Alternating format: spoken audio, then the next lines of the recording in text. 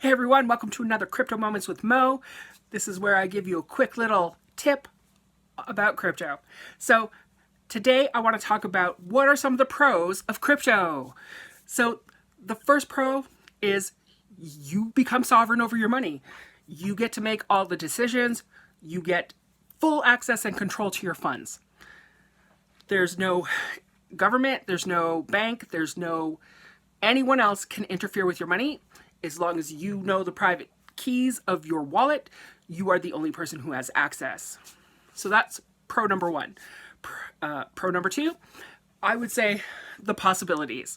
The possibilities of blockchain technology are truly incredible, and we're still at the very early stages, and what's being developed so far is pretty mind-blowing. So to see where we're going to progress in the future is definitely promising.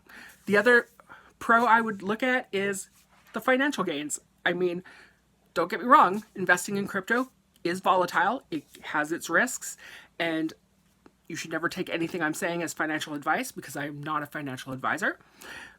But the financial gains are usually the big reason why people get involved in crypto.